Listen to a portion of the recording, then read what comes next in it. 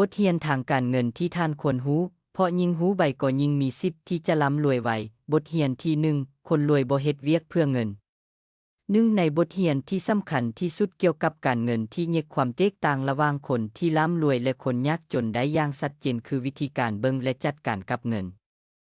คนจนมักเฮ็ดเวียกเพื่อเล็กกับเงินโดยใช้แห่งและเวลาในการหาเลี้ยงชีพแต่สำหรับคนรวยพวกเขาบ่เฮ็ดเวียกเพื่อเงินเพียงอย่างเดียวแต่เฮ็ดเวียกเพื่อพัฒนาทักษะความรู้และสร้างโอกาสในการต่อยอดทรัพย์สินคนจนมักจะเบิ่งเห็นการเฮ็ดเวียกเป็นเพียงการหารายได้มาเพื่อใช้จ่ายในชีวิตประจำวันการหาเงินอย่างต่อเนื่องเพื่อใช้จ่ายเป็นสิ่งที่จำเป็นในชีวิตประจำวันแต่สิ่งนี้มักเฮ็ดให้พวกเขาติดอยู่ในวงจรที่บ่สามารถหลุดพ้นได้เพราะทุกเทื่อที่ได้เงินมาก็จะถูกใช้ไปในการซื้อสิ่งที่บ่จำเป็นหรือสิ่งที่อยากได้ที่บ่ก่อให้เกิดรายได้หรือผลตอบแทนในระยะยาวในขณะที่คนรวยนั้นจะเฮ็ดเวียกเพื่อพัฒนาทักษะและความรู้ให้เพิ่มขึ้นพวกเขาเบิ่งหาวิธีที่สามารถสร้างความมั่นคงระยะยาวบ่ว่าจะเป็นการลงทุนในความรู้การเรียนรู้ทักษะใหม่ๆหรือการหาวิธีสร้างทรัพย์สินซึ่งสิ่งเหล่านี้คือสิ่งที่จะช่วยสร้างรายได้ในอนาคตคนรวยบ่ได้ใช้เงินเพื่อซื้อสิ่งต่างๆที่ฟุ่มเฟือยแต่พวกเขาจะนำเงินไปต่อยอดเพื่อซื้อหรือสร้างทรัพย์สินที่สามารถสร้างรายได้ให้กับตนเองทรัพย์สินในที่นี้บ่ได้หมายถึงแต่บ้านหรือที่ดินเท่านั้นแต่ยังรวมถึงการลงทุนในหุ้นการลงทุนในธุรกิจหรือสิ่งอื่นๆที่สามารถสร้างกระแสเงินสดในอนาคต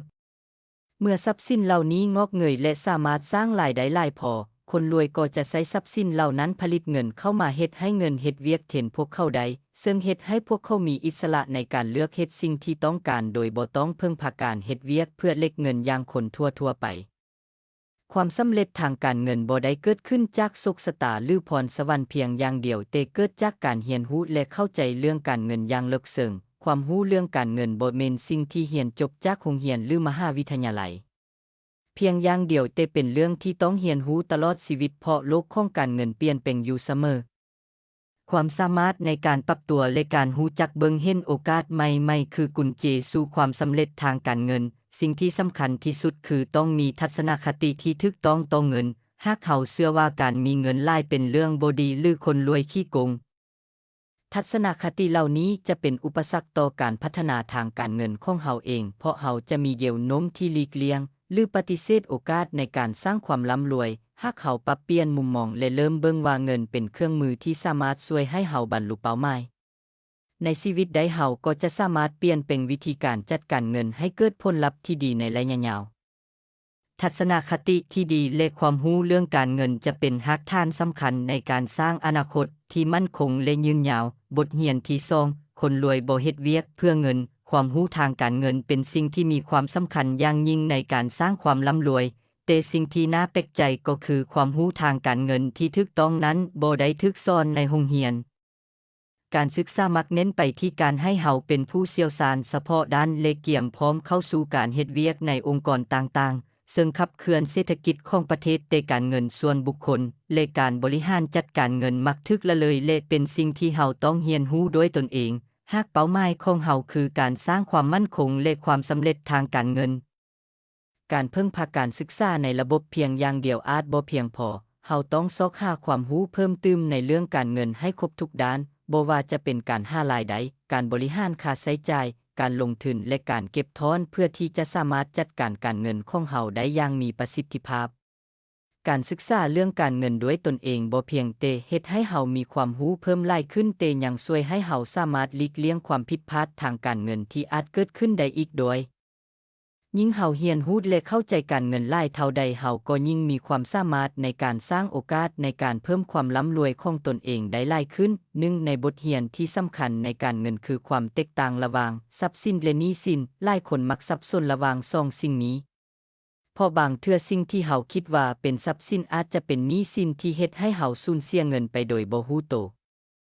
ทรัพย์สินเป็นสิ่งที่นำเงินไหลเข้ากระเป๋าของเราเช่นการลงทุนในหุ้นที่จ่ายปันผลบ้านหรือที่ดินที่ให้คนอื่นเช่าหรือธุรกิจที่สร้างรายได้ให้เราโดยบ่ต้องเฮ็ดเวียกด้วยตนเองส่วนหนี้สินเป็นสิ่งที่เฮ็ดให้เงินไหลออกกระเป๋าของเราเช่นการซื้อรถยนต์ที่มีค่าใช้จ่ายต่อเนื่องบ้านที่เราต้องผ่อนชำระโดยบ่มีรายได้จากค่าเช่าหรือการใช้บัตรเครดิตที่เฮ็ดให้เรามีหนี้เพิ่มขึ้น การที่เฮาสามารถแยกและเข้าใจถึงความแตกต่างระหว่างหนี้สินและทรัพย์สินจะช่วยให้เฮาสามารถตัดสินใจทางการเงินได้อย่างถูกต้องการลงทุนในทรัพย์สินที่สร้างรายได้จะเฮ็ดให้เงินของเฮางอกเงยและสร้างความมั่นคงได้ในระยะยาวขณะที่การบริโภคหรือการใช้จ่ายในสิ่งที่เป็นหนี้สินจะเฮ็ดให้เฮาเสียโอกาสในการสร้างความมั่นคงเพื่อให้การเงินของเฮามีความมั่นคงและเติบใหญ่เฮาควรพัฒนาความรู้ในด้านต่างๆของการเงินอย่างต่อเนื่องโดยเริ่มจากการหาวิธีเพิ่มรายได้บ่ว่าจะเป็นการหารายได้เสริมการลงทุนหรือการพัฒนาทักษะใหม่ๆที่สามารถเพิ่มโอกาสในการสร้างรายได้นอกจากนี้เฮาควรฝึกฝนการใช้จ่ายอย่างมีสติและคำนึงถึงการถอนและการลงทุนในทรัพย์สินที่สามารถสร้างรายได้การวางแผนการเงินและการมีเป้าหมายที่ชัดเจนจะช่วยให้เฮาสามารถก้าวสู่ความสำเร็จทางการเงินได้อย่างมั่นคงคำถามก็คือแล้วบ้านแม่นยังระหว่างทรัพย์สินและหนี้สินคำตอบคืออาจเป็นไปได้ทั้งสองข้อบ้านจะเป็นทรัพย์สินก็ต่อเมื่อบ้านสร้างกะเสียเงินสดให้เฮาได้เซ็นเฮานำเอาบ้านไปปล่อยเซาแต่บ้านจะกลายเป็นหนี้สินก็ต่อเมื่อบ้านสร้างแต่รายจ่ายที่เฮ็ดให้เงินไหลออกจากเฮาเส้นเฮาอยู่อาศัยเองเฮาก็ต้องจ่ายค่าน้ำค่าไฟฟ้าเองเหล่านี้เป็นต้นแล้วต้องผ่อนเงินกู้จากธนาคารอยู่เรื่อยๆการแยกให้ออกว่าสิ่งใดคือหนี้สินหรือทรัพย์สินเป็นสิ่งสำคัญหลายซึ่งเฮาสามารถนำทรัพย์สินและหนี้สินมาแสดงความแตกต่างระหว่างคนจนคนชนชั้นกลางและคนรวยได้ดังนี้1กะเสียเงินสดของคนจนเมื่อเงินเดือนไหลเข้ามาเร็วไหลออกไปกับรายจ่ายค่ากินค่าอยู่และภาษีบ่มีเงินทอนมาถึงบ่อนทรัพย์สินและหนี้สิน2กะเสียเงินสดของคนชนชั้นกลางคนชนชั้นกลางเมื่อมีรายได้หลายกว่าค่าใช้จ่ายเฮ็ดให้มีกะเสียเงินไหลเข้ามาในทรัพย์สินและหนี้สินแต่สุดท้ายเงินก็ไปกองกันอยู่บ่อนหนี้สินจนหมดเมื่อพวกเขาซื้อบ้านซื้อรถและผ่อนบัตรเครดิตต่างๆ3กะเสียเงินสดของคนร่ำรวยคนรวยบ่มีเงินเดือนแต่จะใช้ทรัพย์สินที่มีผลิตเงินออกมาเป็นรายได้อัตโนมัติในทุกๆเดือนโดยทรัพย์สินดังกล่าวอาจเป็นได้ตั้งแต่อสังหาริมทรัพย์หุ้นกองทุนและทรัพย์สินทางปัญญาต่างๆส่วนรายได้ที่เกิดจากทรัพย์สินก็คือตั้งแต่เงินปันผลดอกเบี้ยค่าเช่าค่าลิขสิทธิ์ต่างๆเป็นต้นสิ่งสำคัญคนรวยเอารายได้ที่ผลิตออกมากลับไปลงทุนในทรัพย์สินเฮ็ดให้ผลิตเงินออกมาอย่างต่อเนื่องไปเรื่อยๆบทเรียนที่3จงสร้างทรัพย์สินและลองเริ่มสร้างธุรกิจเป็นของตนเองการเงินที่มั่นคงบ่ได้เกิดจากการเฮ็ดเวียกประจำเพียงอย่างเดียวแต่การเพิ่มทรัพย์สินและสร้างธุรกิจเป็นของตนเองก็เป็นวิธีที่สามารถสร้าง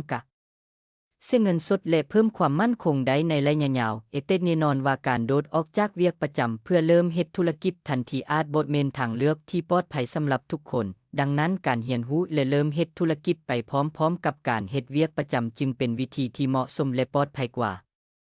หลายคนสามารถพัฒนาและเรียนรู้การเฮ็ดธุรกิจในขณะที่ยังคงเฮ็ดเวียกประจำอยู่การเฮ็ดเวียกประจำควบคู่ไปกับการเริ่มธุรกิจใหม่ช่วยให้เฮามีรายได้ที่มั่นคงในขณะที่ทดลองและพัฒนาธุรกิจของเฮาเมื่อธุรกิจเริ่มสร้างรายได้เพียงพอเฮาอาจตัดสินใจลาออกจากเวียกประจำหรือขยายธุรกิจต่อไปแต่การมีช่องทางรายได้หลักจากเวียกประจำในช่วงเริ่มต้นนั้นถือว่าเป็นการลดความเสี่ยงทางการเงินอย่างหนึ่งนอกจากการเฮ็ดธุรกิจเร็วยังมีหลายวิธีที่สามารถเฮ็ดให้เงินของเฮาเติบใหญ่ได้ในรูปแบบของเครื่องผลิตเงินที่สร้างทรัพย์สินและเฮ็ดให้เงินงอกเงยขึ้นเรื่อยๆเครื่องผลิตเงินเหล่านี้สามารถช่วยเพิ่มกะเสียเงินสดโดยบ่ต้องพึ่งพารายได้จากเวียกประจำเพียงอย่างเดียวตัวอย่างของเครื่องผลิตเงินได้แก่1การลงทุนในอสังหาริมทรัพย์เพื่อปล่อยเช่าเช่นบ้านหรือห้องเทลเพื่อปล่อยเช่าเป็นวิธีที่ช่วยให้เฮามีรายได้ประจำจากค่าเช่ารายเดือนในขณะที่ทรัพย์สินก็ยังคงมีมูลค่าเพิ่มขึ้นเมื่อเวลาผ่านไปการปล่อยเช่าจึงเป็นการสร้างกะเสียเงินสดอย่างต่อเนื่องและเป็นการลงทุนในทรัพย์สินที่มั่นคงในระยะยาวการลงทุนในหุ้นและกองทุนเป็นอีกทางเลือกหนึ่งในการสร้างรายได้จากเงินปันผลหรือจากการเติบใหญ่ของมูลค่าหุ้นในระยะยาวการลงทุนในตลาดหุ้นต้องอาศัยความรู้และการวิเคราะห์ที่ดีแต่ก็มีศักยภาพที่จะสร้างกะเสียเงินสดจากเงินปันผลและผลตอบแทนจากการลงทุนทรัพย์สินทางปัญญาเช่นสิทธิบัตรลิขสิทธิ์เพลงหรือบทเขียนต่างๆเป็นเครื่องมือผลิตเงินที่มีคุณค่าทรัพย์สินเหล่านี้สามารถสร้างรายได้อย่างต่อเนื่องผ่านการเก็บค่าลิขสิทธิ์ให้กับผู้สนใจใช้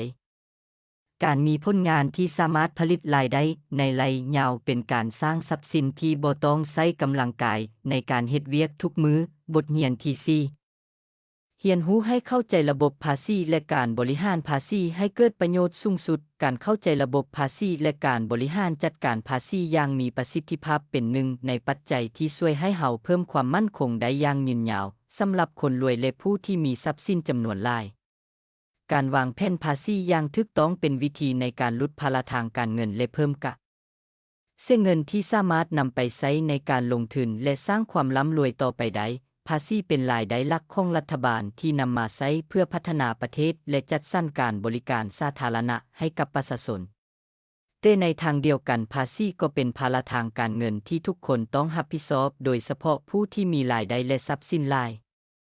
เมื่อเข้าใจที่มาของภาษีแล้วสิ่งที่สำคัญคือการวางแผนเพื่อบริหารจัดการภาษีให้เกิดประโยชน์สูงสุดและลดภาระภาษีโดยถูกกฎหมายหนึ่งในวิธีที่นิยมใช้คือการลดภาษีผ่านการลงทุนในรูปแบบต่างๆรวมถึงการใช้สิทธิประโยชน์ทางภาษีที่มาพร้อมกับการลงทุนในธุรกิจ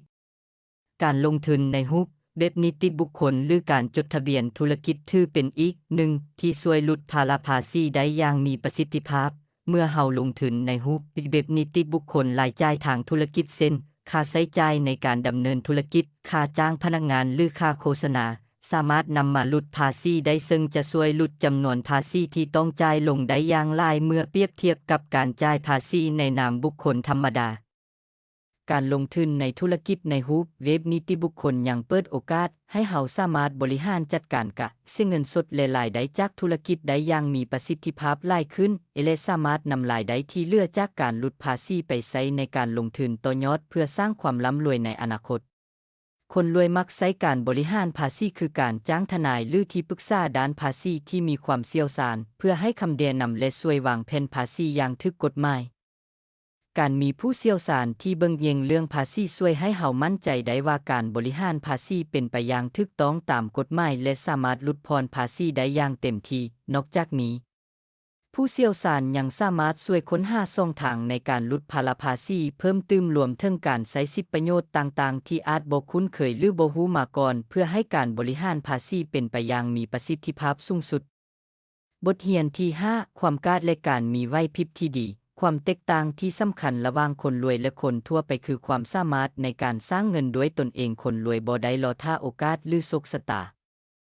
แต่พวกเขาลงมือสร้างโอกาสด้วยการเปลี่ยนแปลงไอเดียและความคิดสร้างสรรค์ให้กลายเป็นเงินได้แนวคิดนี้สะท้อนถึงการแก้ปัญหาให้กับผู้อื่นและการเปลี่ยนแปลงไอเดียเป็นธุรกิจหรือการลงทุนที่สร้างผลตอบแทนกลับมา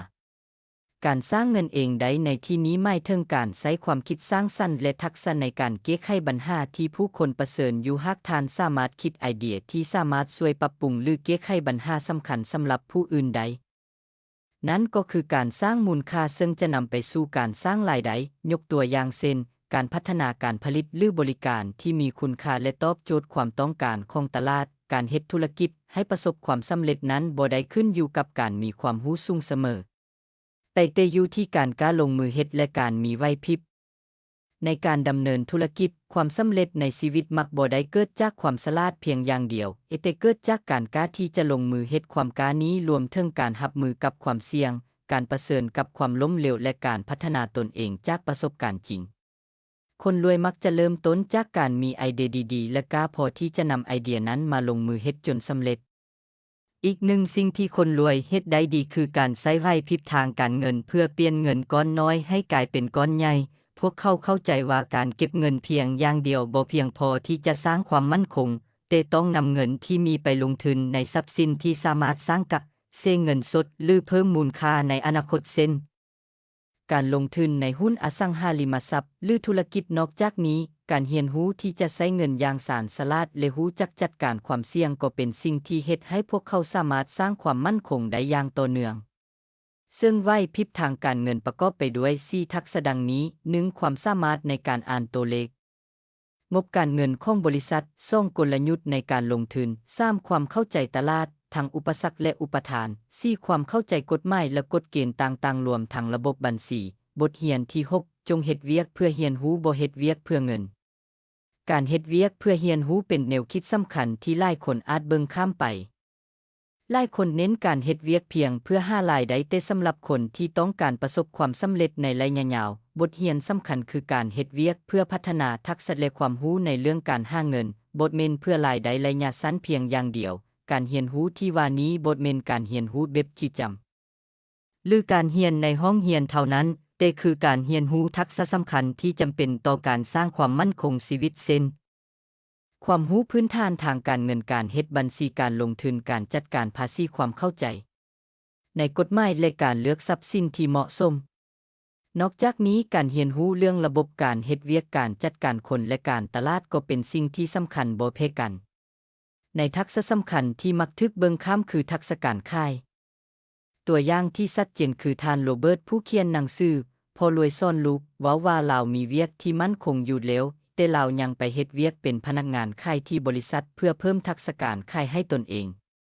ช่วงทำอิฐลาวประสบความยากลำบากบ่สามารถขายสินค้าได้ตามที่ตั้งใจแต่ย้อนความมุ่งมั่นในการเรียนรู้และพัฒนาทักษะการขายในที่สุดลาวก็กลายเป็นอันดับหนึ่งของพนักงานขายในบริษัทได้และได้นำทักษะนี้ไปใช้ในการลงทุนอสังหาริมทรัพย์จนกลายเป็นหนึ่งในเครื่องมือที่เฮ็ดให้ลาวประสบความสำเร็จในชีวิตถึงว่าในบางเทื่อการเรียนรู้ทักษะใหม่ๆอาจเบิ่งเป็นตาย้านหรือเฮ็ดรู้สึกบ่สะดวกแต่การที่เฮากล้าออกจากพื้นที่ปลอดภัยของตนเองและตั้งใจในการพัฒนาจะเป็นก้าวทำอิฐสู่ความสำเร็จยกตัวอย่างเช่นการออกกำลังกายช่วงทำอิฐเฮาอาจรู้สึกขี้คร้านและบ่อยากเฮ็ดแต่เมื่อเฮาได้ออกกำลังกายเร็วเฮาจะรู้สึกดีและภูมิใจในตนเองการเรียนรู้และพัฒนาทักษะการขายก็เช่นเดียวกันหากเฮากล้าเฮ็ดและพยายามเฮาจะได้ทั้งทักษะและความภูมิใจจากการที่สามารถเปลี่ยนแปลงตนเองและสร้างรายได้อย่างมีประสิทธิภาพซึ่งนี้ก็เป็นบทเรียนทางการเงินที่ท่านควรรู้และท่านสามารถนำเอาไปปรับใช้ในการดำรงชีวิตและการเฮ็ดเวียกเพื่อให้ประสบความสำเร็จ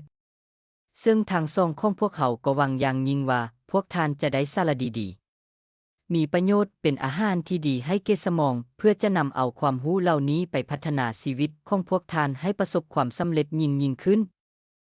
สุดท้ายนี้ถ้าพวกท่านคิดเห็นว่าเนื้อหาที่พวกเขานำเสนอนี้มีประโยชน์สาระก็อย่าลืมกดไลค์กดแชร์ให้คนที่ท่านฮักกดหัวใจกดติดตามให้พวกเขาเด้อ